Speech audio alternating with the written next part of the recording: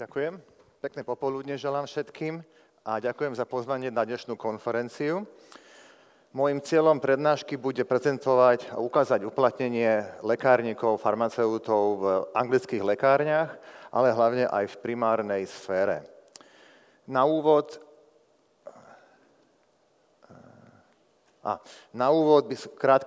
krátky obsah môjho pôsobenia. Po skončení štúdia na fakulte som pracoval v lekárni v Bratislave a od roku 2006 som nastúpil do siete lekární Boots v Cambridge a potom v Londýne. Malo to byť iba na rok a pol, no ale už som tam cez 19 rokov. V siete lekární som počas 16 rokov absolvoval rôzne špecializácie, zastupoval som sieť v miestnom spolku farmaceutov. V roku 2021 som bol prijatý na nadstavbové štúdium za Independent Prescribing Pharmacist, čiže nezávisle predpisujúci farmaceut na jednej z univerzít. Počas tohto štúdia, ktoré trvalo rok, som si uvedomil, že pôsobenie v klinickom prostredí je to, čo by som chcel v budúcnosti robiť a ktorým smerom by sa mala moja kariéra uberať. A som teda rád, že už 5. rok môžem pracovať ako predpisujúci farmaceut v General Practice, také niečo, ako sú naše polikliniky. Ale viac o tom budem hovoriť neskôr. Veľmi často dostávam otázku, aký alebo v čom je najväčší rozdiel medzi povolaním prácu a povolaním farmaceuta na Slovensku v Anglicku. Lieky sú tie isté, pacienti sú vždy nároční, ale podľa mňa asi najväčší rozdiel je v tom, ako je vnímaný samotný farmaceut. Či už z pohľadu pacientov, lekárov, ministerstva zdravotníctva, poisťovní a iných profesných skupín. V Anglicku vedia, koľko trvá štúdium farmácie, aké vedomosti získame počas štúdia a čo všetko sa naučíme ako lekárnik počas praxe v lekárni. A ako sa naše skúsenosti, vedomosti a poznatky každoročne zväčšujú a čo všetko sa pri celoživotnom vzdelávaní naučíme. No a samozrejme, že sú aj využívané, a nie len v lekárniach. Práca farmaceuta je veľmi špecializovaná a činnosti, ktoré robiť nemusíme, robia zdravotní pracovníci. Príjem receptu od pacienta, nachystanie, príprava liekov, nalepenie etikety, samotné vydanie liekov pacientovi, to sú činnosti, ktoré robí laborant alebo laborantka. Lekárnik už len predtým tzv. Správnou kontrolou a klinickou kontrolou skontroluje počet balení, inštrukcie, meno pacienta, dátum a interakcie. Takže pri celkovom procese lekárnik robí len správnu a klinickú úlohu. V súčasnosti, ak lekár predpíše celé originálne balenie, toto už nemusí byť skontrolované lekárnikom a je naskenované laborantom, overené e-receptom a systémom vydané rovno pacientovi. Samozrejme, že sú tam výnimky, ako sú opiáty alebo spreje, kde lekárnik musí vždy všetko skontrolovať a podpísať. Aká má byť teda pracovná náplň farmaceuta v našom storočí v lekárni v Anglicku? Zhrnul by som ju asi do jednej vety slovami môjho bývalého oblastného riaditeľa. Farmaceut by mal byť v konzultačnej miestnosti čo najviac. Konzultovať s pacientami spotreby liekov, ich správne užívanie, vykonávať rôzne klinické servisy, ako sú očkovania, stop smoking clinic, kliniku na chudnutie a veľa iných činností. Mnohé súvisia priamo s dispenzáciou liekov, vakcináciou a sú plne hradené poisťovňou a niektoré sú len privátne, ktoré si pacient musí hradiť sám. Klinické servisy môžeme rozdeliť do 3 skupín. Rád by som prešiel do tých pokročilých. To sú tie, pri ktorých farmaceut naplno využíva svoje klinické vedomosti, schopnosti na vakcináciu a kde na každý servis musí byť patrične vyškolený a akreditovaný. Za každý servis dostane lekáren zaplatené od poisťovne poplatky, väčšinou raz mesačne. Tieto servisy neboli vždy dostupné v lekárniach, ale boli postupne zavádzané. Keď som nastúpil do siete Boots, tak bol len prvý, sa akurát pripravoval servis kontroly spotreby liekov.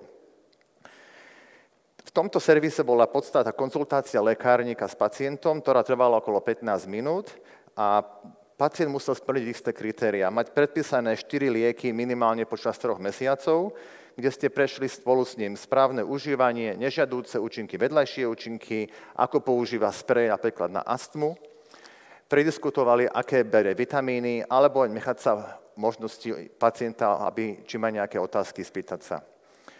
Veľkým prínosom tohto servisu bolo zvýšené využívanie klinických vedomostí a tým pádom aj otvorenie dverí pre tie nasledujúce.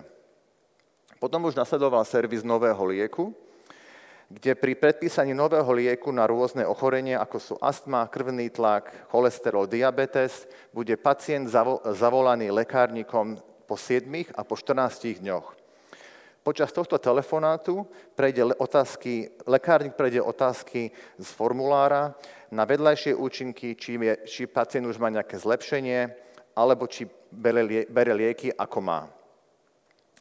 Pri servise na pomoc proti fajčeniu lekárnik po konzultácii môže predpísať náplaste alebo žuvačky, alebo aj lieky Champix. Hneď ako lekárnici zvládli úspešne tieto prvé 3 servisy, začal sa pripravovať asi najväčší a najviac revolučný servis očkovanie proti chrípke. Tu už museli lekárnici ukázať nielen klinické vedomosti, ale aj vakcinačné schopnosti, ako postupovať pri anafylaktickej reakcii a vidieť podať prvú pomoc.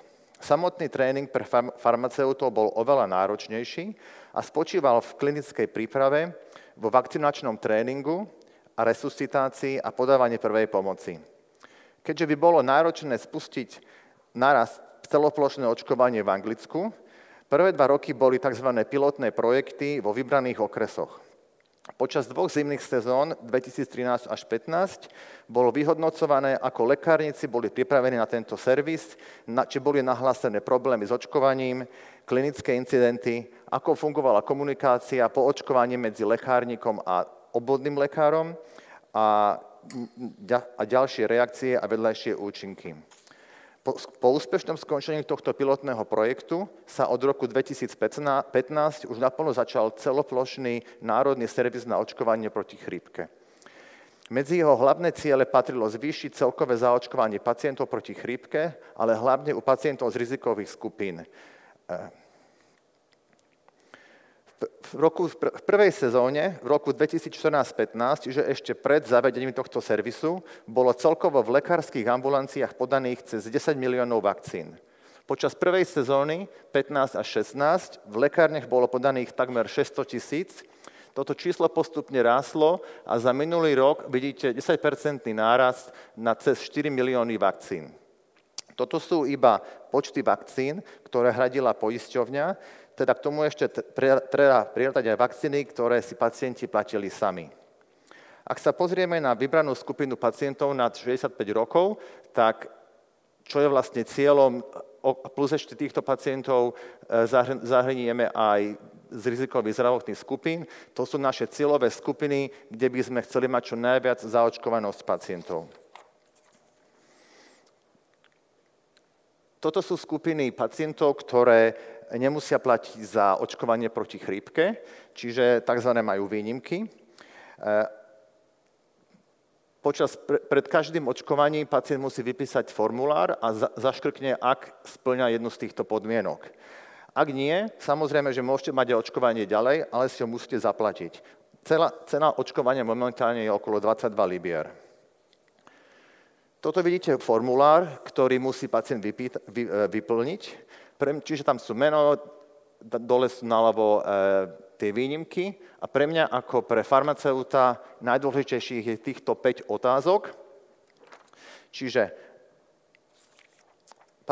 otázka, nie ste chorí alebo máte horúčku, máte hypersenzitivitu na vajíčka alebo ich produkty, alebo máte hypersenzitivitu na látky alebo zložky vo vakcíne, mali ste niekedy alergickú reakciu po podaní očkovania a mali ste už tento rok vakcínu proti chrípke. Ak je každá odpoveď nie, tak môžeme ísť na samotné očkovanie, ktoré trvá tak 3 až 5 minút. Medzi výhody očkovania proti chrípke, samozrejme pre pacientov, lepšia dostupnosť, dlhšie otváracie hodiny v lekárni aj víkendy, očkovanie bez termínu a samozrejme aj, že ľudia chodia radšej do lekárni ako k lekárovi. Pre lekárňa je to klinický a ekonomický prínos, no a samozrejme pre štát zvýšenie zaočkovanosti populácie a hlavne u vybraných rizikových skupín. Ešte by som chcel spomenúť 3 servisy z tých pokročilých. Hypertenzný servis, je určený pre pacientov, ktorí nemajú diagnostikovaný krvný tlak a lekárnik pacientovi zmeria tlak krvi 3-krát a následne pošle obvodnému lekárovi tú správu. Obvodný lekár môže aj poslať do lekárne špeciálnu žiadosť na tzv. 24-hodinové meranie krvného tlaku pacienta. Očkovanie proti COVID-19 bolo najprv dostupné len v lekárskych ambulanciách a COVID centrách, ale od roku 2022 je už iba v lekárniach. Momentálne najnovším pokročilým servisom je Pharmacy First, čiže najprv do lekárne alebo lekáreň na prvom mieste.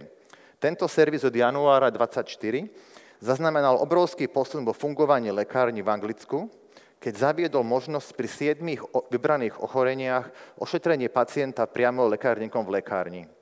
Ak sú splnené všetky kritériá a podmienky servisu, môžu byť pacientovi následne lekárnikom predpísané lieky, ako sú antibiotika, ušné kvapky, antibiotická masť a iné. Tu vidíte 7 ochorení.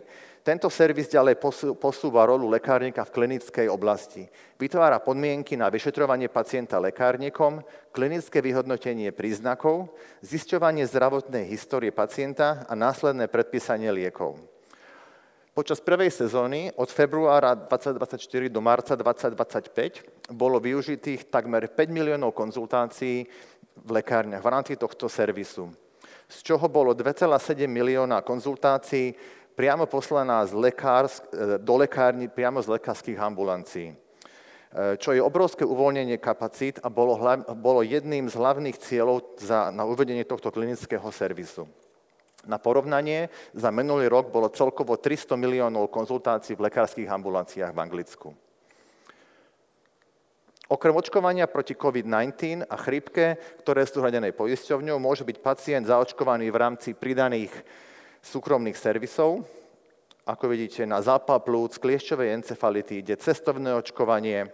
Lekárnik môže predpísať po konzultácii s pacientkou tabletku alebo aj regulárnu antikoncepciu, predpísať lieky, ako sú Viagra, liek pre mužov na vypadávanie vlasov, pre ženy je to liek na oddialenie menštruácie, čistenie výplach uší a mnohé ďalšie. Tie posledné sú už privátne a teda hradené pacientom. Asi momentálne najviac populárny a veľmi ziskový servis je privátny servis na podporu chudnutia. Väčšina lekární ho už poskytuje a môže mesačne podať pacientovi injekcie, ako sú Ozempic a Wegovy. Ďalším súkromným servisom, ktoré už poskytujú mnohí lekárnici, pacient môže dostať tzv. Injekcie proti vráskam Botox a injekcie s kyselinou hyaluronovou. Úspešné zvládnutie všetkých týchto servisov a dokázanie, že úloha lekárnika nespočíva iba v dispenzovaní liekov, bola impulzom na asi najväčšiu zmenu v našom povolaní. Už od roku 2003 sa začínalo s tzv. Náhradným predpisovaním. Za určitých podmienok, v niektorých prípadoch a pri niektorých liekoch mohol lekárnik predpísať lieky, ktoré sú dostupné iba na recept. Postupne sa rozširoval zoznam týchto liekov, ktoré mohli byť predpísané farmaceutom. Medzi rokmi 2006 a 2009 sa pripravil a legálne zaviedol termín Pharmacist Independent Prescriber. Na to, aby farmaceut získal túto kvalifikáciu, je potrebné ročné štúdium na niektorých univerzitách v Anglicku. V súčasnosti je toto štúdium už zahrnuté do denného štúdia na všetkých farmaceutických fakultách v Anglicku, a teda moji budúci kolegovia, ktorí skončia štúdium farmácie o 3 roky, už budú tzv. Prescribers. Ako som spomenul, ja som toto štúdium absolvoval v roku 2021. V rámci tohto štúdia musí každý študent absolvovať minimálne 100 hodín praxe v lekárskej ambulancii a práve tu som si uvedomil, že takto by som chcel pokračovať vo svojej kariére. A teda už 5. rok pracujem ako prescriber v južnom Londýne. Mojou každodennou náplňou práce sú konzultácie s pacientami a nasledovným predpísaním akútnych liekov, antibiotika, sezónne lieky, antikoncepcia, alergie, kožné ochorenia. Poskytujem klinické konzultácie, každoročné reviews pre pacientov s vysokým krvným tlakom, cukrovkou, astmou. Mením alebo upravujem liečbu, kontrolujem adherenciu alebo odporúčam ďalšie vyšetrenie v nemocnici. Po pacientovej návšteve nemocnice aj odporúčania alebo zmeny jeho liečby. V mojej práci musím postupovať rovnako ako lekári podľa smerníc a platných klinických postupov, ale hlavne v rámci mojich kompetencií. Na úvod bola moja hlavná oblasť vysoký krvný tlak, ale postupne sa tomu pridali ďalšie oblasti. Moja práca je nezávislá od lekára a recepty podpisujem vlastným menom. Za jednu z výhod tejto práce považujem aj to, že je vždy prítomný doktor, ktorý má službu, keď potrebujem niečo urgentne skonzultovať, alebo keď pacient má komplikovaný zdravotný problém nad moje vedomosti. Mám ho kam poslať. Nezávisle predpisujúci farmaceuti našli svoje uplatnenie nielen v ambulanciách a poliklinikách, ale aj v nemocniciach a iných zdravotných zariadeniach. Nedostatky lekárov v zdravotníctve a veľmi veľké klinické vedomosti a skúsenosti farmaceutov, možnosti predpisovať lieky na recept, vedieť vyšetriť pacienta, sa podpísali pod obrovský záujem o predpisujúcich farmaceutov a ich následný prechod do lekárskych ambulancií a nemocníc. Keď sme už dnes ráno spomenuli AI, tak toto som ja vymyslel, tento obrázok, teda som s pomocou AI. Možno niektorí viete, že 5. november sa viaže na jeden významný dátum z anglickej histórie. V tento deň sa v roku 1605 pán s menom Guy Fawkes a jeho kamaráti pokúsili vyhodiť do vzduchu snemovňu lordov počas otvorenia parlamentu za prítomnosti kráľa. Volá sa to tzv. Gunpowder plot, sprisahanie s pušným prachom. Neboli spokojní s aktuálnou situáciou a chceli zmenu. Mysleli si, že takto sa im to podarí a dosiahnu svoje ciele. Ja určite dnes nebudem používať žiadny pušný prach na dosiahnutie zmeny, ale dúfam, že moja dnešná prednáška ukázala cestu, ktorou by sa mohla lekárnická profesia uberať aj na Slovensku. Problémy sú podobné na Slovensku aj v Anglicku a ja nevidím žiadny dôvod, prečo by slovenskí lekárnici nemohli poskytovať niektoré klinické servisy ako lekárnici v Anglicku. Stačí sa len pozrieť, čo dobre funguje za hranicami a vybrať si to. Ďakujem.